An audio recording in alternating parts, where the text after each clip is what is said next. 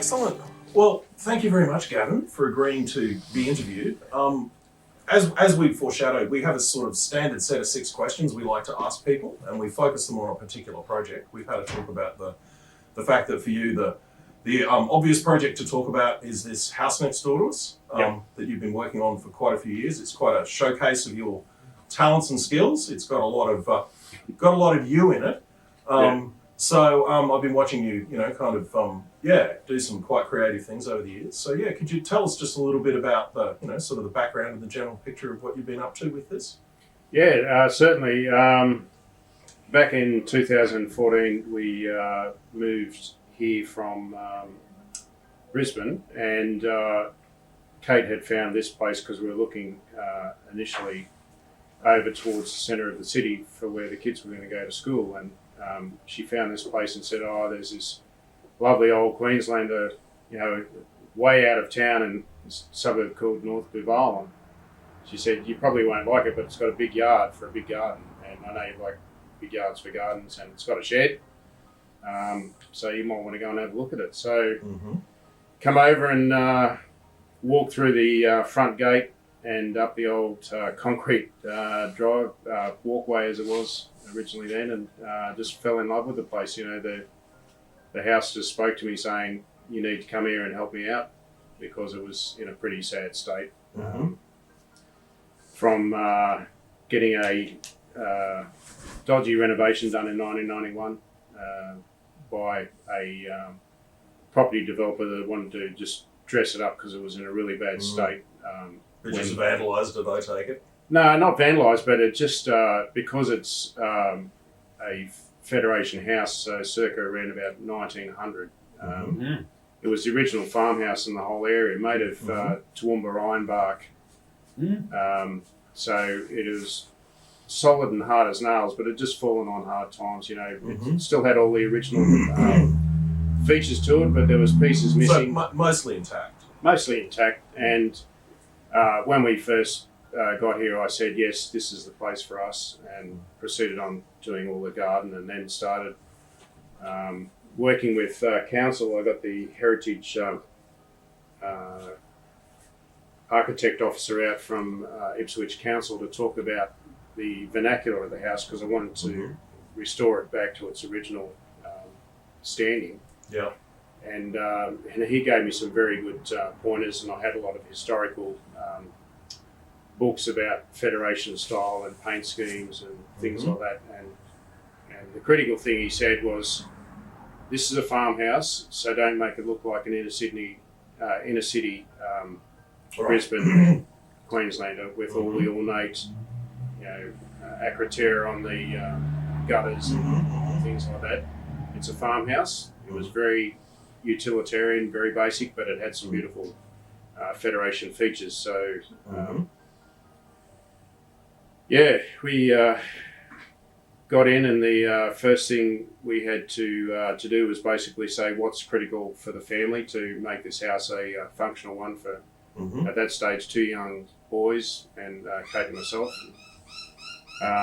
So the first project was the kitchen. So we were lucky in that the house was originally a 3-bedroom sort of house with a semi-detached kitchen at the back, and that kitchen had 3 rooms to it. So it had the main kitchen with the typical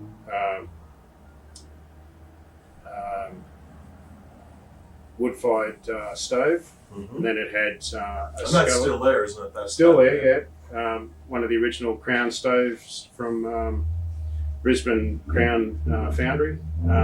That's where the Veterans Hospital is now. So unfortunately it folded in 1980, I think. So we had to a good bones to work with, and then proceeded with gutting the kitchen, and then started building new cabinets, new scullery with stainless steel benches, courtesy of one Leighton Bruff. You did use the same guy, yeah. So that was really good, and it gave us a really nice functional kitchen, which, as you know, with young boys, it's critical for you to have a decent place to cook meals, and everyone sat around a nice little provincial French square kitchen table, and it was really cosy. And we had a great time. So you mentioned like the one other question I have about this is the do you have like a, what do they call it, a character overlay for this part of the suburb? Are you required to stick with certain colours and styles, or were you just doing the right thing there? No, the house is actually listed as a house of significance for Ipswich Council, which is sort of one below heritage. There's a heritage property that's about 20 years older just around the corner called Buttonville. It's got heritage requirements, so they have a lot more restrictions. But as I said to the heritage architect, the critical thing for us is that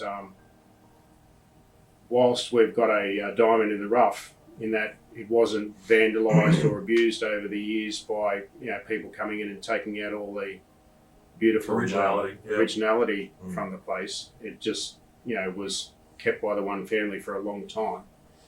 When the developers come in, all they did was did some dodgy improvements to the built-in verandas, and thankfully left it at that. They didn't take any of the brackets away on the front veranda posts or anything like that. So I had a lot of blueprints for parts that were missing. So I made a number of replacement brackets and a lot of new brackets for the repairs and security of the gable that was the entrance gable, because it was actually just sitting on the veranda tin unattached to the house, because the guys, when they come through to do guttering before we actually bought the place, had cut it and left it up there without telling anyone that this whole heavy superstructure was just sitting there by itself. Delicately balanced.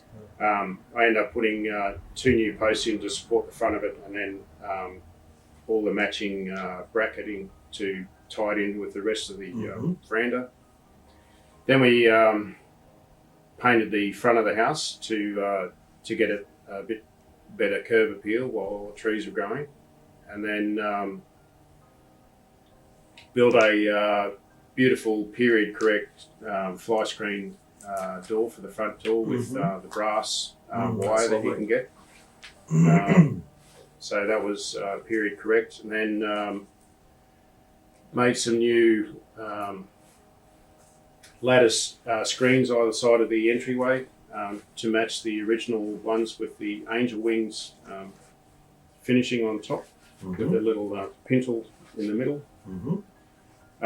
Then we got some period correct colour canvas blinds that actually hide behind the top rail of the veranda, so that when it's wet or windy, we can pull them down to provide a bit more protection to the front veranda, because it faces to the prevailing weather to the southwest, and every time it had a thunderstorm, it was just like bucketing rain to the front door and drenching everything underneath the house, as you could imagine, underneath the veranda, because it's a high set house.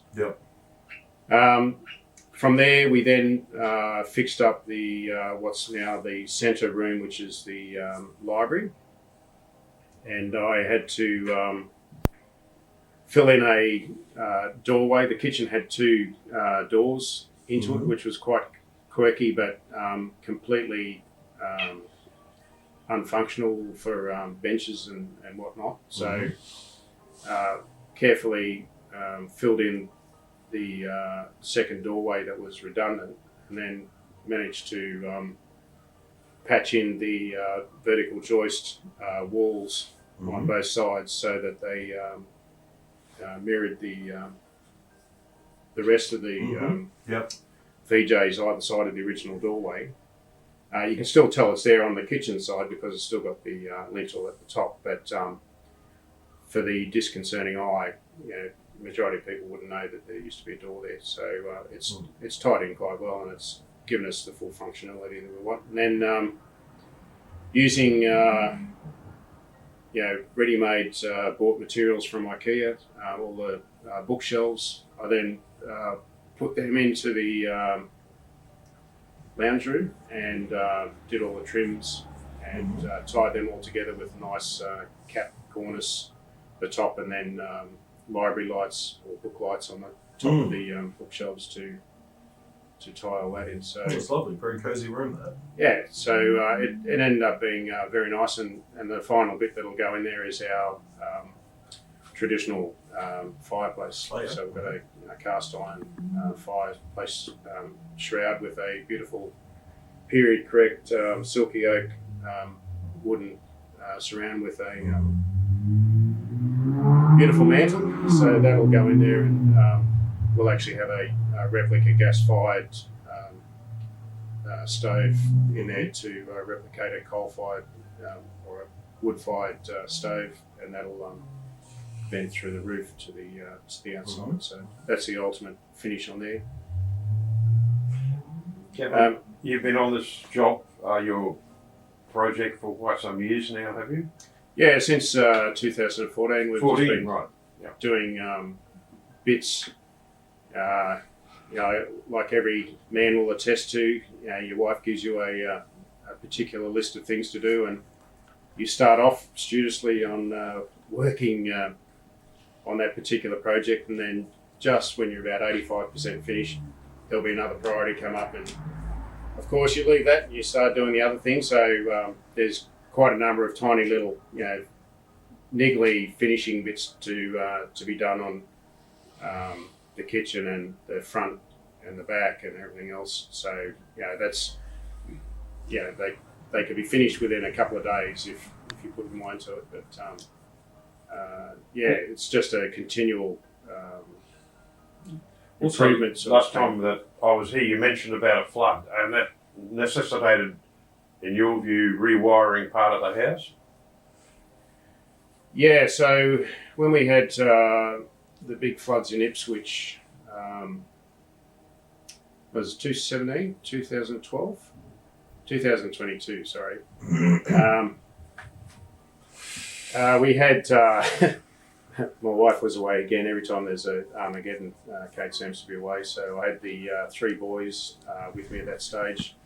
We had all the electricals up in the roof being completely redone because there was like 6 generations of cable up there, and there'd been possums living up there and rats up there. I spent 4 days solid completely cleaning out the roof cavity with about 20 kilos of 100-year-old dirt coming out, being absolutely black. Finest antique dirt. Cleaning all that up, but the electricians loved it because they'd never worked in such a pristine environment. And as soon as the electricians started work, we had the flood, and then our area of Ipswich was cut off from the power supply because the sub station was built somewhere in a flood zone, and it got decommissioned in time for the waters to rise up and not damage all the infrastructure. Once it was decommissioned, it was safe to recommission once the waters had gone down. But,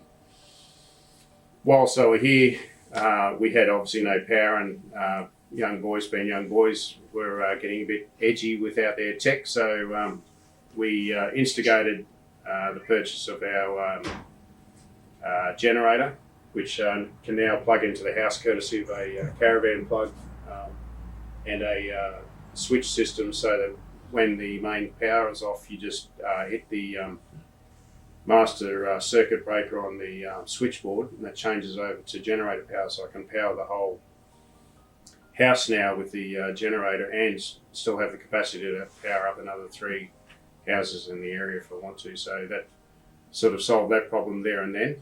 And then solved the shower problem by rigging up a bucket shower for the boys and boiling hot water and whatnot, so they got that. And then straight after that, we had the insulation guys come in and insulated the house for the first time, which has made a huge difference to a Queenslander's typical cold as buggery in winter and stinking hot in summer. So that's made a huge difference to the roof cavity. And then we got central heating and air conditioning as well. So it's made it a without changing any of the vernacular on the outside. Things are disguised where they can be seen, but mainly from the southern and western aspects of the house. Everything that you see once the renovations are all done will be period correct, and the house will be resplendent in its original style and colours as per it was originally built. But it'll be better because the house was never painted when it was built. It was all creosoted. Right. Typical farmhouse, very utilitarian, no expense spared on fancy things like paint or anything like that. So luckily Did you it's take hard. some photos on the way through?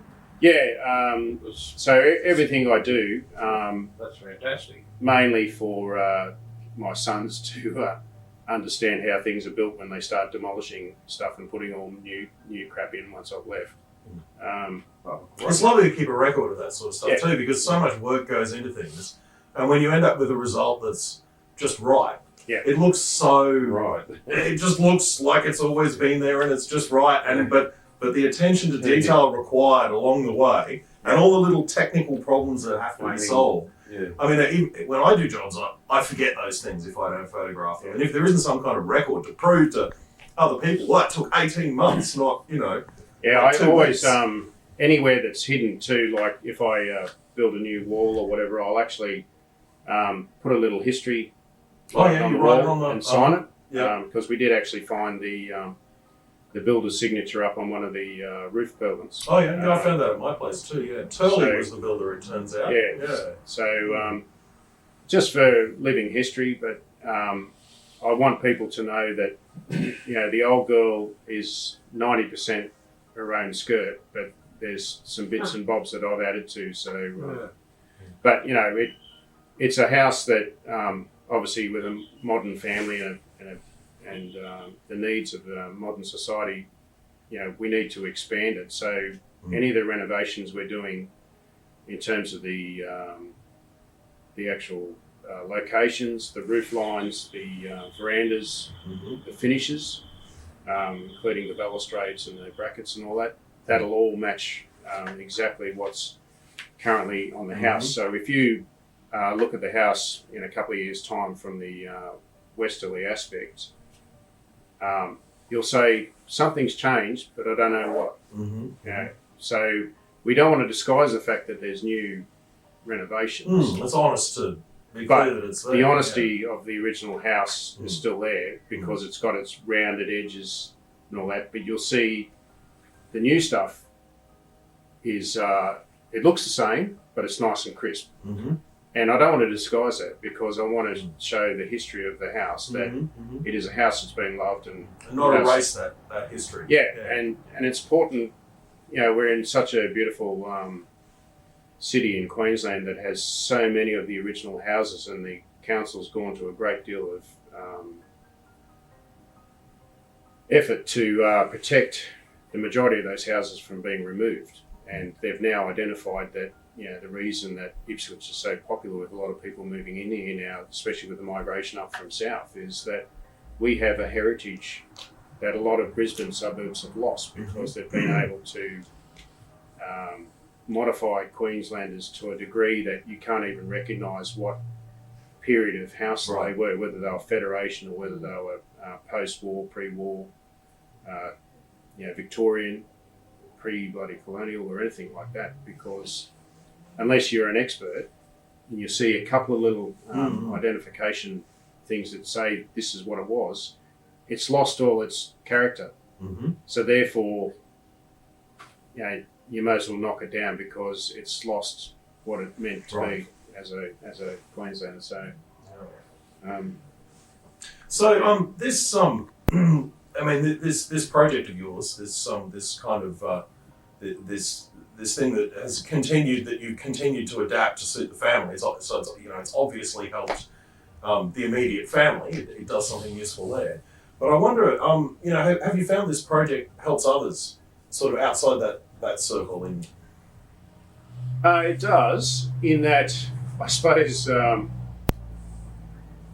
in a way we're helping the greater Ipswich community in Queensland by preserving one of the very early houses in this area, and it's unique to pretty well most of East Ipswich in that it's the only house that's angled to the block, so it's orientated to the southwest, whereas all the other houses that were built after were all orientated to the grid that was formed for the housing development. So I think we owe it.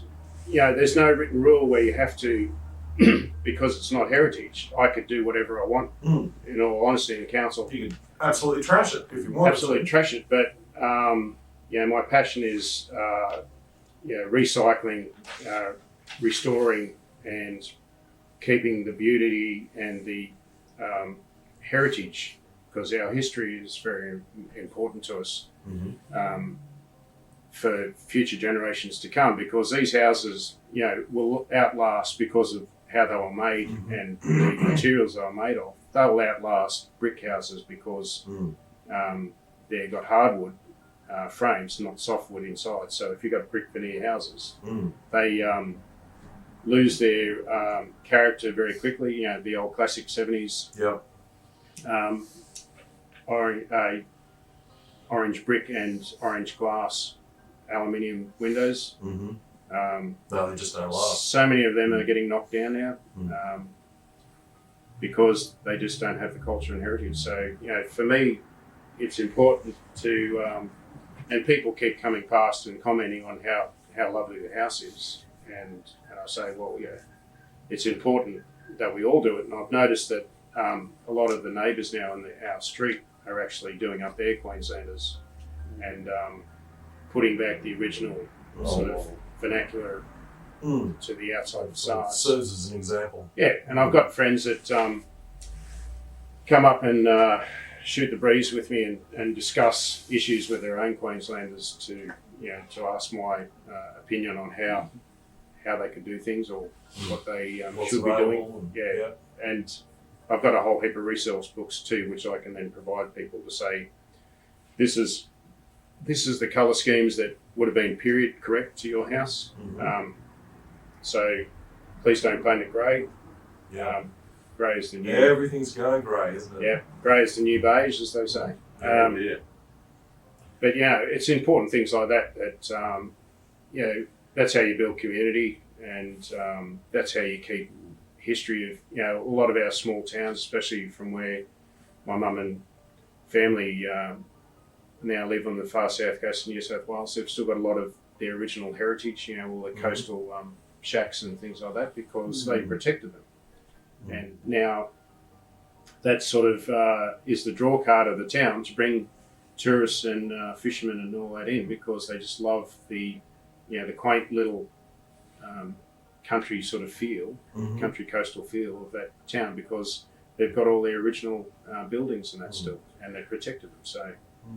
Thank you, Gavin. A couple of points is that another reason I was excited when you showed us the wiring is that as far as EVs are concerned, some have got car to load now, and you can connect the EV to the house. Ours doesn't, but Polestar does, and Kia does, BYD does.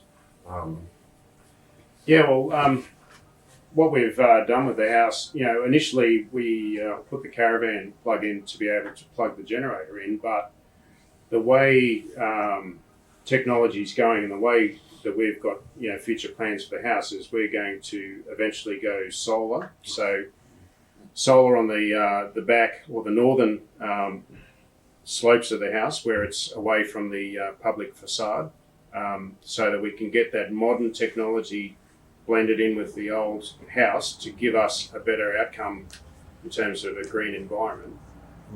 But not only with the solars, we can put a battery in as well. And if we do go down the path, like the Japanese have been doing with their grid, and now the government's looking to do that, is actually plug an EV in to power the house. Now, if we're using less fossil fuels and less impact on the actual infrastructure, so less of this gross infrastructure around, like power poles are are actually a beautiful architectural icon of most country towns in Australia, but they are a pain in the arse. They use a lot of copper and materials. They need replacing every 15, 20 years with poles if they get affected, and they're not efficient. So if we can basically have our own castle self-sustained, with, smart grid, mini grid, yeah, etc. and it all comes down to money too. I mean, it's money well spent if you can actually have a green outcome for an initial large outlay, but have a green outcome and have a self-contained, self-sustaining house, and recycle your own water, which is another part of my plan. Then that's helping the environment, and it's helping the community overall, because you're less impact and less cost on having to buy things or do things instead of putting more money into hospitals. Yeah. I think we're almost ready for the next question. Yeah. As an aside, the dilemma or the design discussion that you've had about maintaining the integrity of your house has, in a sense, been ringing bells, because it's not unlike myself and with Leighton with his heritage vehicle and my motorcycles. That was a debate we had. Leighton came to the reveal of one of my motorcycles that I did up, and we call it Resto Mod. Yeah. And we do exactly what you're trying to say, trying to keep the integrity of the structure and yet modernise where possible. Yeah. While respecting that. So Gavin, right, we're on the second question now, thanks, is with your commitment, I'm quite interested in the internal, like your inside, the internal commitment that's taken you to take 10 years now, and you've still got another few years ahead of you. Do you get some form of like buzz or some form of positive encouragement from within yourself by seeing this type of work happening? Yeah, I do. I mean, it's people obviously don't know, but I've been an army officer for 39 years. So if I hadn't joined the army way back in 1985, I would have went on to become a carpenter and a builder, because I loved woodwork. So it's just been a passion of mine to be able to do woodwork, because it's my happy place. Gardening is one side of the balance of scales, and the other side is woodworking, metalworking. So it's given me the skills that I've needed over the years, and I've kept pushing myself and reading widely and talking to people that are experts and all that, to say, how do you do this? Read how the expert carpenters do things and say, I reckon I could do that, and give it a crack. Give it a go. And before you know it, you're saving yourself lots of money. You're getting the satisfaction of restoring, like a lot of our windows at the moment. I'm pulling out, fully restoring period correct glass where I can source it back in. Safety glass in the middle if it's a big pain, because building regulations now, Building Code of Australia, requires you to have certain safety aspects now for any old, new rebuild.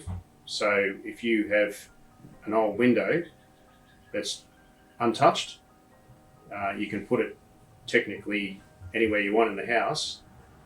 But if you have a window that's going in a place where there's a potential for a fall problem, or a door, whatever, inside the house where someone could run through it, you have to obviously replace the original glass if it's cracked with new glass, safety glass, or tempered glass. So, which is a very good thing, really. It is a good thing. It's a safety thing, but once again, where I can, I try and keep the original glass where it's not a safety issue, because you get the beautiful old glass look of the slumping over time. Yes. If you've ever seen the pitch experiment at University of Queensland, glass actually moves very slowly, and it gets all the warts and all from the early mercury float sort of techniques. Sing that. So if I can use that, I will. But if it's a safety issue, because I've been brought up in a safety environment with defence, everything we do is dangerous. And if there's kids involved, then there's no question at all. I will try and replicate the original with as close as I can to a safe. Thanks, Gavin. You mentioned happy place. That's a brilliant way of describing my question. Yeah. Will you tell us a bit more about your happy place? Yeah. So it's not that I love don't love my family and my wife, but every now and again, a bloke needs to just be by himself to think things through and just decompress. And I'm not allowed to go to the pub. I can't gamble on the horses or whatever. So my happy place is to come into the workshop and tinker, or to go up into the fabrication shed and start scraping away paint or figuring out a wood damaged or a termite damaged area of a valuable piece of timber window or door. What the steps are, just like you do with metal fabrication to rebuild a scuttle trim or something for the front of a car where it rusts out around the window. Right.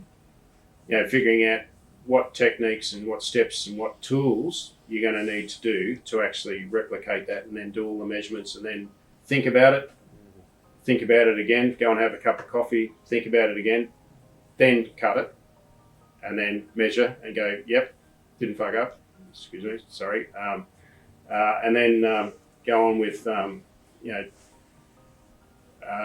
Frenching it into the damaged area, and then making it an almost invisible repair. But you don't want to make it so invisible that once you paint it, you probably won't know it's there. But if you're doing a frame that's stained or waxed or something like that in a natural finish, you want to try and pick a timber that's either the same species and type of timber or the same colour range, so that when you see the finished product, you'll know that there's been a repair there. But once again, that's a little marker of history saying someone has cared and someone has loved that bit of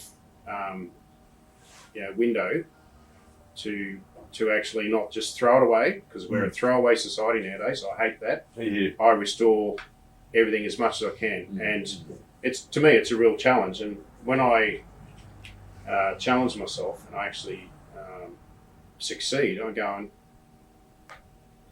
natural endorphins are just the way to go. I mean, it's just a real pleasure to be able to bring back a restored old thing that was built with love and care, usually by hand, without all this modern, high-tech CNC machinery. And you've actually handcrafted repairs and restored that back to its original working condition. And when you see it back in the building, you can see the building going, thanks very much. You've given me some love. The building has personality that you're expecting. I mean, wow, it's probably weird in a way, but I'm sometimes think that the house talks to me about, mate, you need to, it'll show me something that's a bit wrong, saying, you probably need to come and fix this, you bloody lazy bastard. So, number 3, when you read it. We've covered this to a degree already. I don't know if there's more you want to say about this, but this is just the question about helping others. Yep. Yeah. Have we done that question over already? I think we kind of have covered that, haven't we? Yeah, I have. I mean, I certainly, I always like to pay things forward. I don't expect reward or thanks from helping a mate out or helping a friend out with advice or talking something through, because I like to use my experience and background to sort of facilitate a conversation with someone that's less experienced. But like I do with my military side, get them to make the final decision so that they feel like they've actually embraced the solution. So I'll give them how to do it. Yeah. I'll give them lots of options, and I'll say, you do this, this, and this. You get this. If you do it this way, then you'll get this finish. Depends on whether you're going to paint something, whether you're going to oil it or wax it or whatever. So I do that as often as I can. I've got other mates that like yourself. We go and do things together. And well, you've certainly been very. There's things I've seen you do here that have made me realise, oh, that's how I can. Problems that I've got, I didn't know how to solve them. I sort of see what you do, talk it through with you, get some inspiration. And like you say, you've never been inclined to sort of tell me what to do or precisely how to do it. I end up going off and doing, my own thing. But the ability to sort of talk it through, see some examples. And I do the same. I do the same with other people too. And for anyone that rubbishes old people, don't, because they are the encyclopedia of knowledge and living knowledge. I talk to old friends all the time because, if there's a problem that I'm facing about some particular tool or whatever, they would have been brought up on it. They would have lived it and breathed it and used it. And they couldn't just go to Bunnings and buy, they had to deal with it, right? Especially farmhouse here. Like all your draw knives and things like that. How do you use that? No one has draw knives. You can buy them again now because they've become popular again because people are shaping seat hollows and things with the curved one and things like that. But there's a lot of modern tools that everything's powered. You've got to have a power tool. Right. And I've got a lot of power tools. They come in very bloody handy, but all my delicate work, I don't like gaps, so everything's millimetre perfect. Everything's done by hand. So that's another take on no more gaps. No more gaps. Gavin's no more gaps. Sorry to Sellies and Sikaflix and all those for the likes of that around here. I do love your products, but I don't use them very often. Yeah. So, as you said before, don't rubbish older people, because this is what this whole thing's about. Yeah. The skills that older people or middle-aged people develop doing the type of exemplar project that you've got. Another aspect of mutual aid, is it the people you were saying, do they stop and come in and have a chat when they see the house? Yeah, I literally had a couple who were walking around the suburb having a sticky beak the other day, and I was just trimming the trees in between falling off ladders and doing all the other crazy stuff that I've had recent accidents with. But I was just out the front driveway, and they just started having a chat with me, and we met friends down the road that did that as well. They just come up one day and introduced themselves, and we became firm friends and do a lot. And everyone brings something to the table, like like I hope we are here. Yeah. You provide lots of comedy, you two. So Morecambe and Wise sort of thing. Who's the straight guy? I don't know. Gavin, if we could spring off the comments you're making for the next question you're making about the rewiring that you had, and you were looking at, in a way, it's a future-proofing of this beautiful structure here.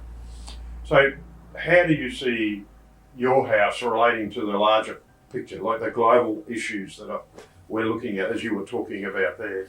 Please. Well, as you know, the critical thing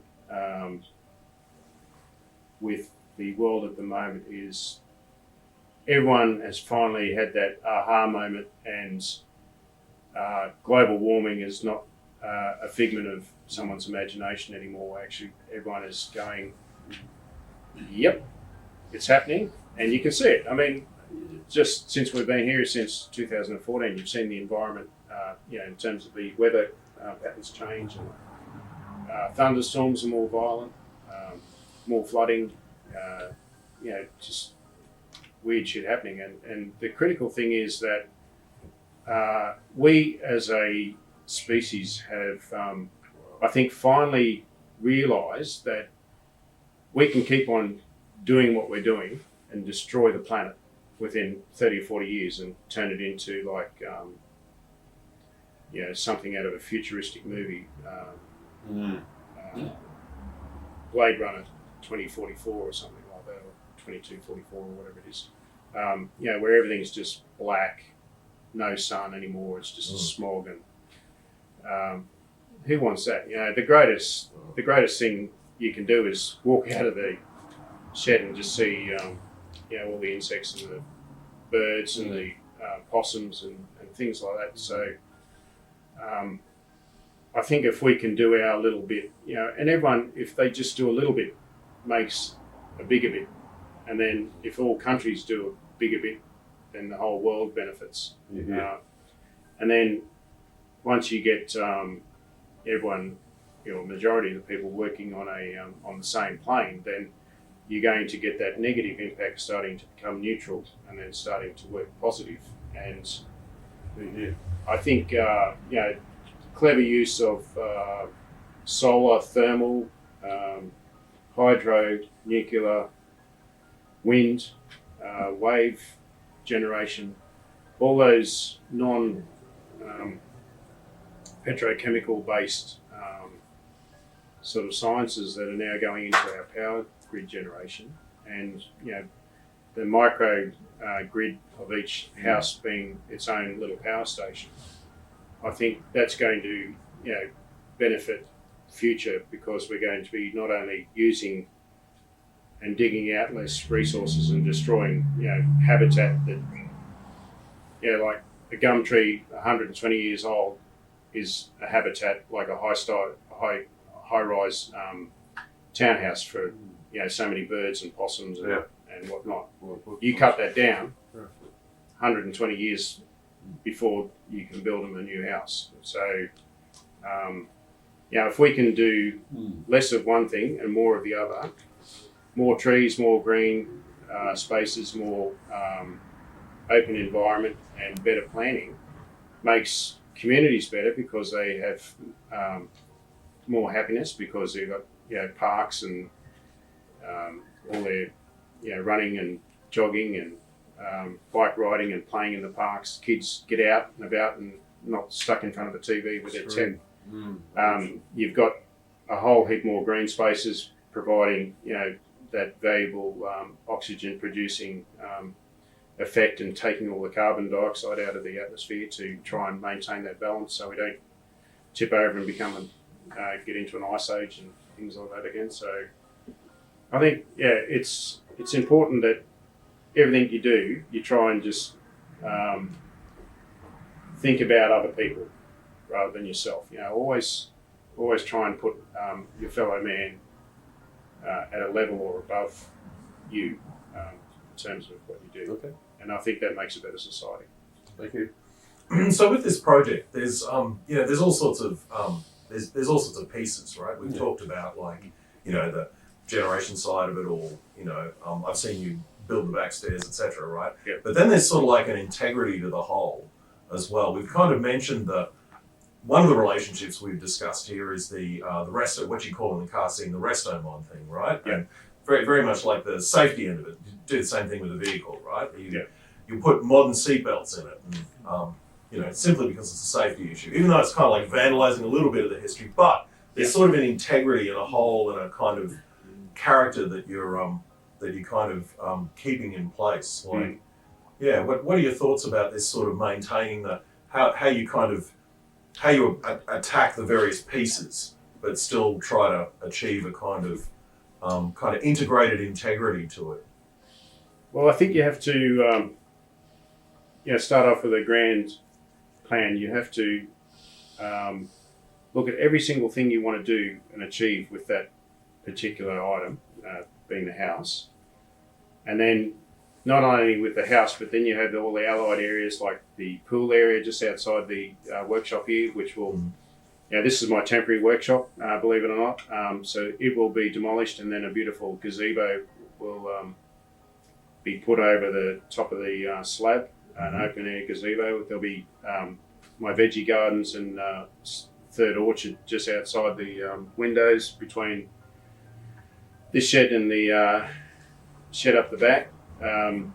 The back shed, being an old carport, will be completely renovated and rebuilt on the outside, so the facade will be sympathetic to the house, so that it won't look like this shed does at the moment, which is a Titan, Great Sheds Titan.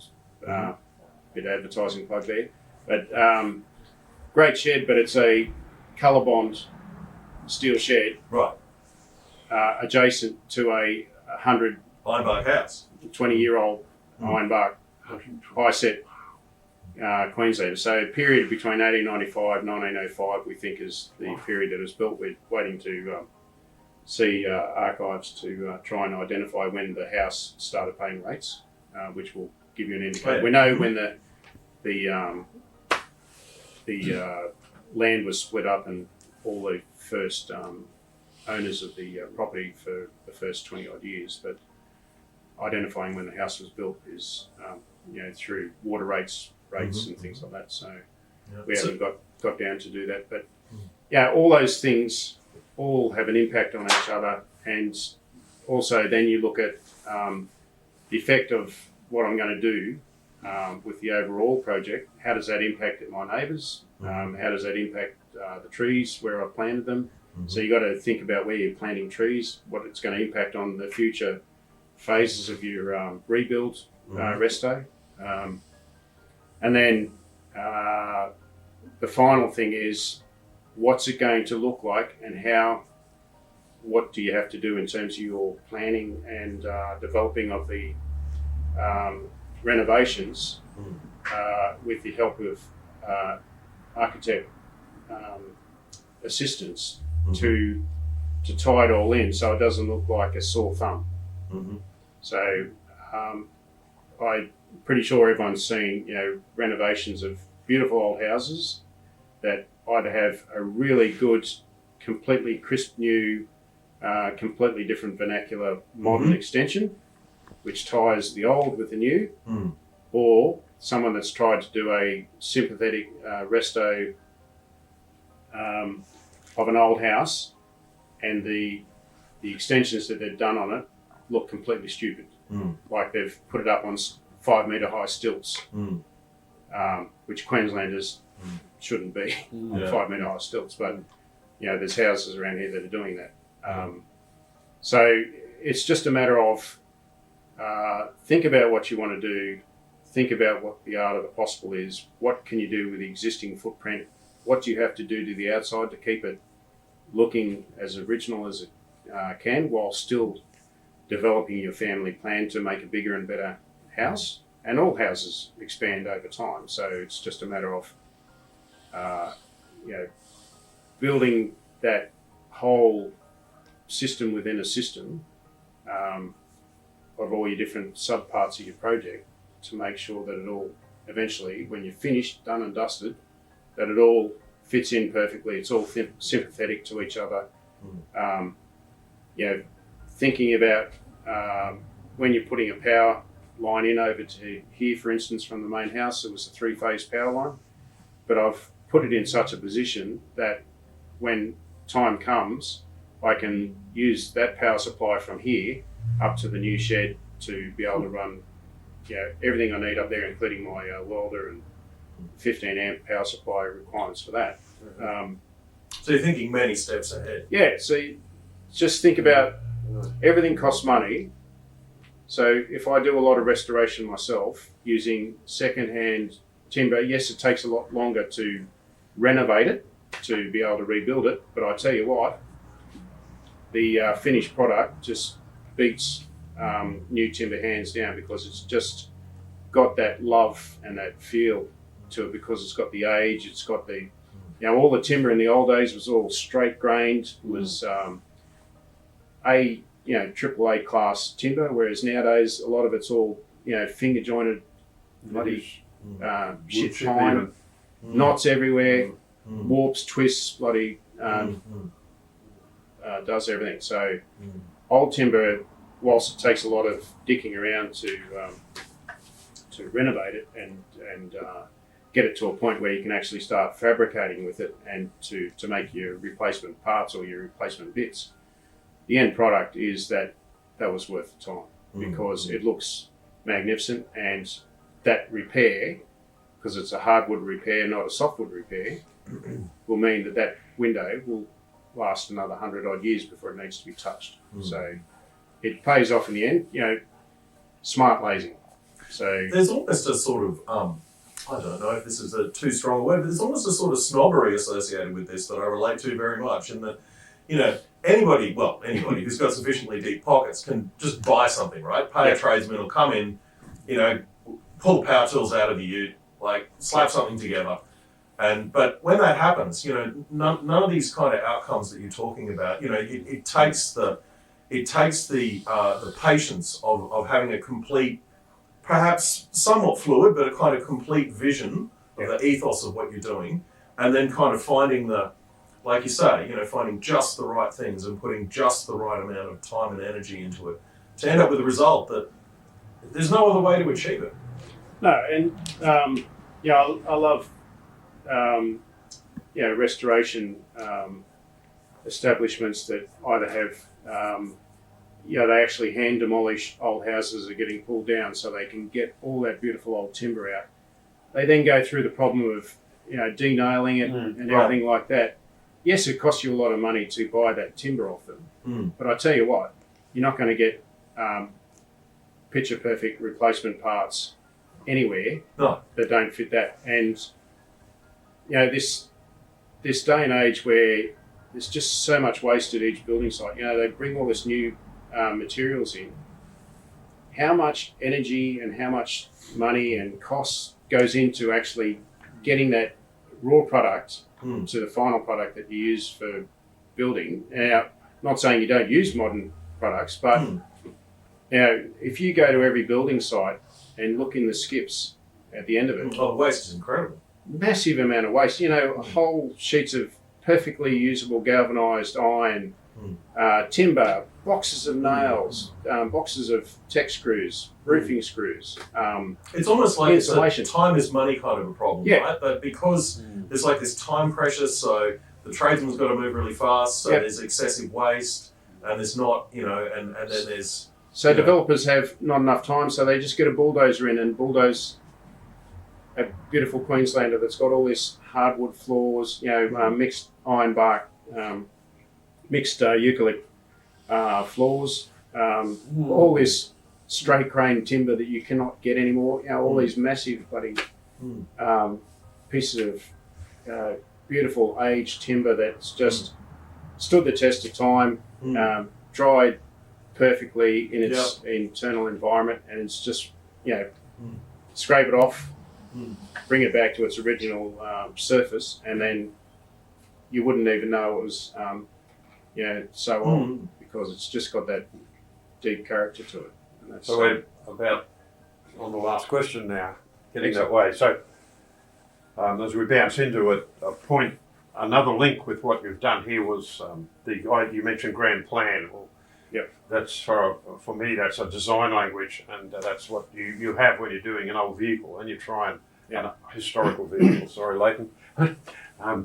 And the design language is crucial. For instance, we have with machinery, you have concourse, and you have the type of resto mod that I did, and I believe Leighton's doing. It's not concourse. It's more the way you're describing it. But that's just an aside comment. Final question, Gavin, is that with all this all you've done, you're very interested in helping other people understand what you've done. So the question about learning and sharing comes up with the wisdoms that you have, the photos you've taken up in your ceiling with all the dirt and rat shit and so forth. Yeah. What sort of processes do you find work for you here, please? In terms of passing on information? Or? Yes. learning yourself. So for instance, all the subphases of the renos that I'm doing, I'm actually producing desktop coffee table books that go through not only what the plans are from my architect mate, but I do very accurate to scale PowerPoint slides of all the different components. Like I'll have the internal wall of a particular part of a room. I'll have the external facade as well. Shows all the finishes, the accurate measurements of all the timber and whatnot, and that is a historical record. I have the digital as well. With those coffee books, I'll also be doing the before and afters and the progressive, so that that will go with the house. You know, like a service manual for your car. The next owner wants to know what you've done to it. It's like seeing the bare metal restoration photos of the vehicle, right? And you can see that the rust was repaired properly. And you don't want to see a car that's got like 2 inches of bog in it because someone couldn't be asked with doing some panel beating or cutting out the cancer in the metal and putting a new fabricated bit of metal in, like some of my favourite shows do. But it's the same with the house. You know, you want to. For my pride as well, I want my family to know that when they inherit this house, and hopefully they'll keep it, but they probably won't, because I want a townhouse or something like that with all the mod cons but no grass or anything to mow. Yeah, no grass. You want a historical blueprint to go with the house. So if down the track, in 100 years' time, this becomes a heritage house and council-wide, like becomes a open house for the community or whatever, then all that history is there. You know, you've got all the original owners of the land, what it originally was as a house, its phases as it went through. So we've got some historical photos, courtesy of one of the previous owners whose family lived here for over 50 years. And he happened to drive by one day and said, "Oh, do you live here?" And we go, "Yes." And he goes, "Oh, I used to live here with my mum and my grandparents." So he and his wife come around with all these photos, family photos, that showed us the living history of what the house was originally like inside. Goosebumps. And that enabled us to then get copies of those to say, well, this is 1-800 gold because I want to restore the house back to its original thing. And you've just given me a big... demystified bit. Yeah, and using a bit of forensic archaeology as well. I do this with houses where you can actually look at things that have been done to the house and you can say, that used to be an open archway and that used to be the parlour and that used to be the salon of the house. And they've done a dodgy rebuild of the wall because you can tell because the VJs don't match up. So from where the opening was, the large casement opening, where the beautiful fretwork arch was, they've just put new VJs over it, but they haven't gone to the trouble of taking the little half strips out and Frenching in the same size VJs. They've used different size even. Mm-hmm. And you just look at that and you go, that really irritates the hell out of me. So I get a bit anal about that. But it's those type of things where you can come in and you can see that something's been done to the house, but you go, don't know what it is, but it looks right.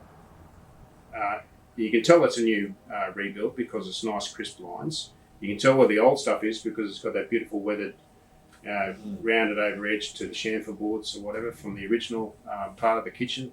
The new ones are nice and crisp lines, but they're identical in terms of profile. So you can see that someone has actually thought about going to the trouble of trying to match like for like to make it look as resplendent as it was, but it's new. But you need that history of places, just like you need your car history to know exactly what's being done to the car. So if you want to take a car back to Concours standard, you can actually read through the history of what's happened to the car and and by matching numbers and things, you can identify that's a matching numbers engine to that car. Yeah. Thingo. And this engine originally had a twin carb, side drive carburettor, things like that. It was a modified Brabham motor for one of the racing engines or whatever. So you can go back and you can start trying to source that to bring that car back to its original factory finish, level, concourse level of rebuild. So you can never do that with a house when you're putting new renos on, because unless you can actually source massive amounts of that beautiful weathered chamfer board, which you can't because it gets destroyed because the bulldozer goes through it. You have to use new products, but where you can, you by using good architectural analysis of the original, you can certainly build the new part, but you can make it sympathetic and it can be part of the new history of that house. And if you document that, then in future years to come, and we'll send photos into the Ipswich Heritage Library as well, which is a great font of knowledge too for anyone that's interested in Ipswich houses. There's a whole huge number of photos taken from a particular photography house for years and years and years, through each generation of the owners of the photography business, taking different photos of people's houses for calendars. And because of those calendars, because it was a money-making venture, we now have all these pictures of the original facade of all these houses. The streetscape has changed. Yeah, the streetscape might have changed, but the houses, the guts of the house is still there. The original bones are there, but they might have been slightly changed. Like a new brick veneer undercroft, which I hate. But things like that. You can actually see the original photo, and you go, okay, this had chamfer boards, or this had weather boards, because it was a 1915, not a 1912. Things like that. So you can start doing that. But I think it behoves all of us, in whatever technical hobby or passion that we have, that you document your work, because I learnt off guys showing me and telling me and reading what they did, and photos, picture paints 1,000 words. I cannot say that enough. If you pull something apart, take photos of it as you go through, because it makes it very easy to put it back together. If you don't take pictures of it, you're going to be in a hell of a problem. But having all that photographic and video, YouTube is just a godsend now for people to have a go. Because everyone used to think, oh, I can't do that. Well, you don't know until you try it. If you try it and it stuffs up, well, you've had a go. But if you try it and you succeed, then you do something bigger and better next time. And if you haven't got a skill, go and ask someone, go and learn it, like I did with lead lighting for a particular project. I went and did a lead lighting course. Now I have that skill, which helps me with the window restorations and things like that. So, don't be afraid. Just, but whatever you do, document it and keep it for either your family history, or share it with other people, whether it's digital or analog through photographic contents for state archives or things like that. Because as a community, we get a shared history by people sharing what they do. And if you don't do that, then what's the point in living? What's the point of being on this earth if you don't contribute? So in a way, what you're doing here is meaning making. Yeah, and I want to be able to, when my boys finally get to the aha age, that Dad wasn't such a silly old fart after all, that they may find that because I've left them a fully equipped workshop that they can do metalwork and woodwork and plasterwork, glasswork and everything else in, they may actually finally get a passion. I know my oldest boy's into cars now because what he saw Leighton doing, and he's got a passion for pulling apart cars and whatnot. But hopefully at least one of the boys will start using the workshop and then start tinkering and then start thinking, oh, I can do this and I can do that and I can restore this and all that, because money's not easy to come by nowadays, and things are very, very expensive with the cost of living. So if you can get an old bit of pre-loved furniture and